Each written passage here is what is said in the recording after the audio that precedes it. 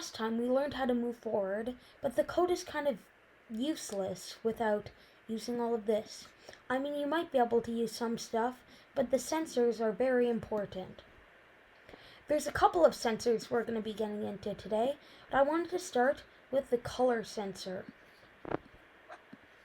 The color sensor, you guessed it, you use it to sense colors.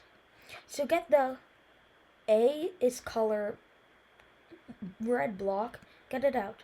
You can use whatever color you want, using like whatever color of tape you want, but put tape on your table so your robot can sense the color. And if A is color this is good. Now start by adding a start moving block.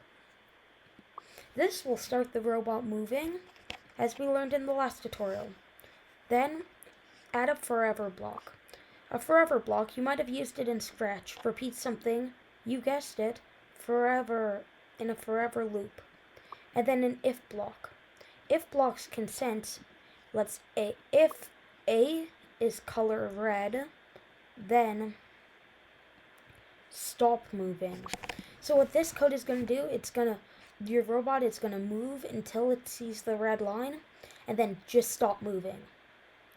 This will be very useful in table missions for FLL and lots of other things, so make sure to remember this block.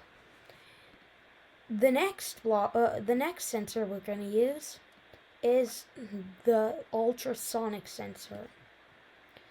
Ultrasonic sounds very, very complicated, but it's not very complicated.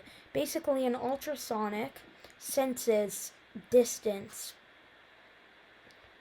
It basically can sense the distance away something is. So if D is closer than 50%, I like to use centimeters because it's more precise and I can measure.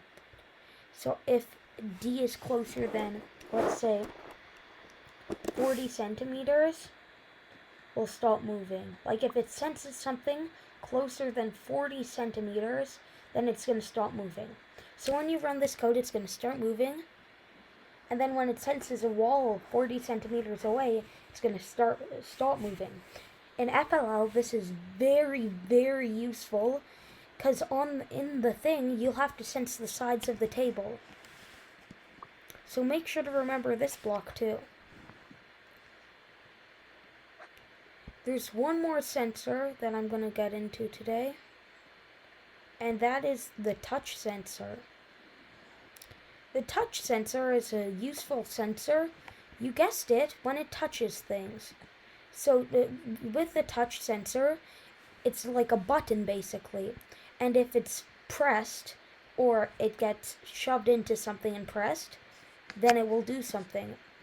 So if we use that in the forever loop, if that is pressed, we can stop moving.